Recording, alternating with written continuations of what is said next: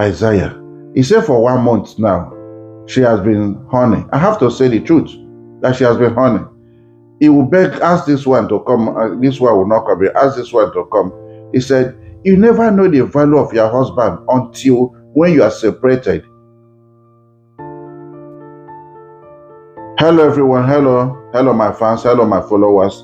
I've come here again to continue with the series that I've been discussing about Nigerian women sending their husbands out of the house in the United Kingdom, which has become so rampant. Everybody's worried, and as I said earlier in part 2, you don't know whether you will be the next person. God forbid.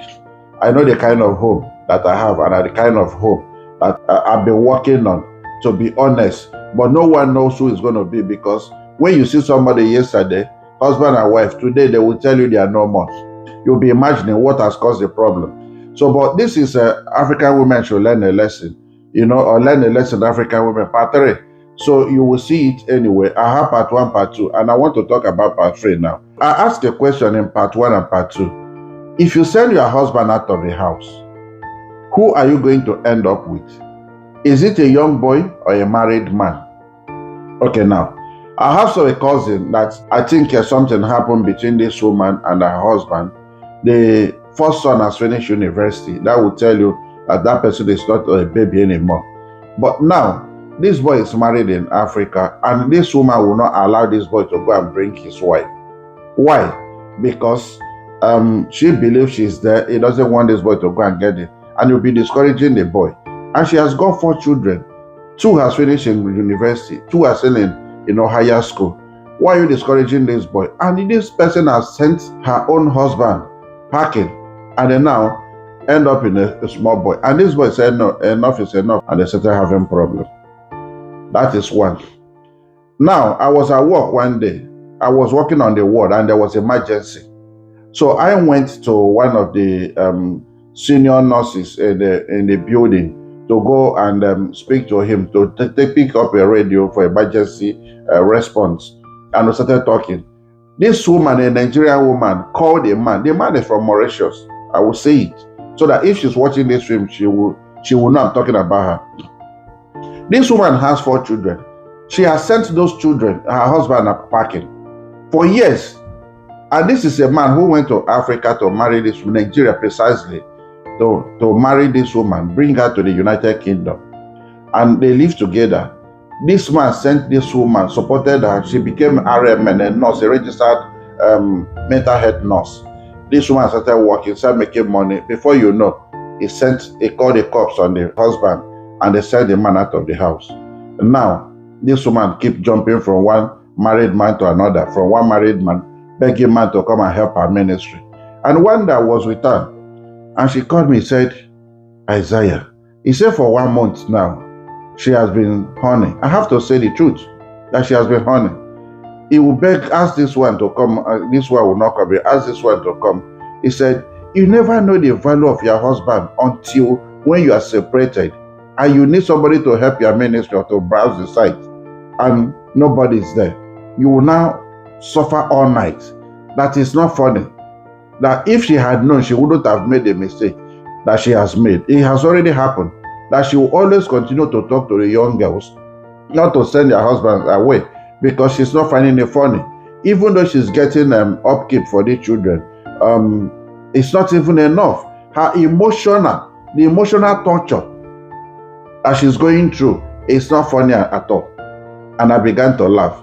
I said, if I had spoken to you about this issue a few years ago, probably wouldn't have happened, but we did not know. Now you have made that mistake. It's not difficult. And I said, where is the man? He said the man is remarried. And you are not remarried. They say he didn't see husband. Because when they know she has got 4 children, nobody wants to come and continue because of the responsibility. So what she's doing is to beg men to come and help her ministry. He beg other men to come and help her ministry. So one day I was with a man, the senior nurse, in their office. She now rang the man and told the man that she brought food and she kept the food in the fridge. The man should go and pick it to see what, and it was loud. The man put it on speaker, and I was listening because the man was doing something. And I recognized the voice of that woman. And the man said, I'm not hungry. My wife gave me food. And now the woman is not querying the man. Why do you come with food when I told you already that I'm going to cook for you? You shouldn't have come with food. For a long time now, you don't want to eat my food. The man squeezed his face. Like, why are you bothering me? He now told the man, he said, are you still coming tonight? The man said, no, that he will not come because the wife wants them to go to somewhere this weekend. Now there's a burial that is going on. One of the Mauritian guy died and they want to go there. So they're doing the funeral. For that reason, he's going to go with. The woman went berserk and is getting angry that what you are doing to me is not good. I put hope that I'm going to spend night with you. And you're telling me now that you are not going to come. If I didn't call you, you will not tell me, you wouldn't have shown up. And I've prepared for tonight. This is what you've been telling me for 3 weeks now. I've not seen you. I'm a human being. You don't give me time. The man said, I'm telling you that I don't have time. My wife is priority. My wife comes first. And I'm telling you that my wife cooked food for me. I cannot eat your food because I will not be able to eat it. Give it to somebody. You say no, that you have already left office. You should go and put it. You put it there. That's where you put his food. He will go and pick it there and eat. The man doesn't want to eat anymore. He's tired. And then now you want him to come and spend night with you to help your ministry. The man said no. That he wants to spend time with his wife. And you are getting angry. Why do you send your own husband out? Is it the man that asked you to send this man out? No. And then now you are asking him, crying because he didn't want to come and spend night with you. He didn't want to come and sleep with you. You are getting angry. That is the problem, because when somebody is talking to you, people, you don't listen. You send your own husband away. You send him packing. You are not begging another man that is happily married. The man says he has been married for 30 years. He's not even a baby. The man I'm talking about should be late 60s. He's not begging the man to come. And that's how what is. The man said, when he dropped, the man cut the phone because she was like yelling. The man said, I cannot accommodate this kind of behavior. I've spoken to you. If you don't want to understand, so be it. And the man cut the phone off. Cut that off. The man says, foolish, nonsense. I'm tired. Don't destroy my home. Every time I'm giving my wife excuses, you want to destroy my home. And the funniest thing is that this woman knows this man's wife. All of us work in the same hospital. And this woman never suspected. He never suspected. They will be doing this in Code Daily. The man is tired. They say he don't want to do. This woman will not back out. He will not back out. And I said, who is that woman yelling? Is this also person? They say, yes. He said, how do I know? I said, I know her voice. We'll be working together. He said, she's so stupid. She wants to destroy his hope. The home he has built for 30 years. He said, no. That he's tired. He don't want to continue. And that's what the man was saying behind her. And he could see that the man is tired. He doesn't want to continue. But this woman said no. For 3 weeks, she has been craving for that particular thing. The man couldn't go. And she was angry. And this is one thing you can get every night, every time you want it. But you send your own packing to misbehave. Now, you are not forcing another man that has a family, a wife and children to come and help you. And the man said, I'm not coming, you are getting angry. What is the matter with some people? Why can't we Africans learn?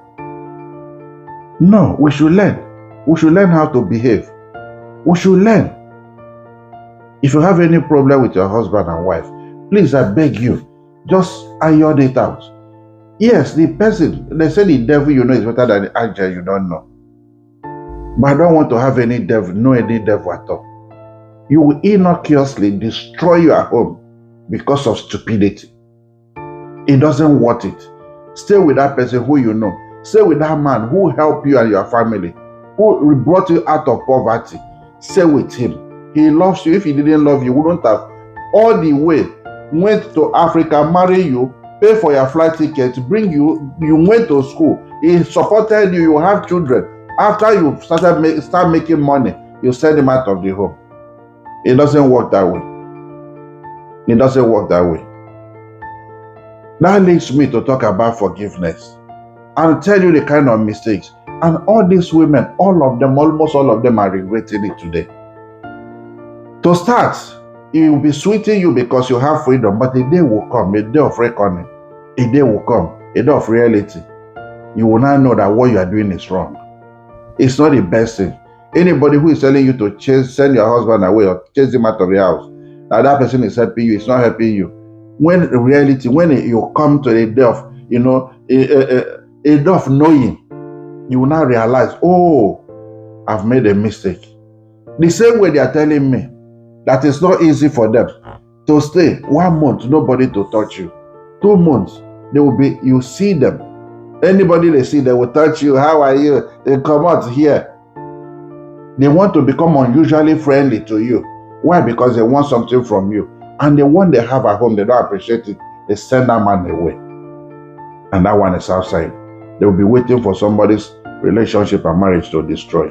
It doesn't work that way. Have a change of mind. Repent. Repent. Know God.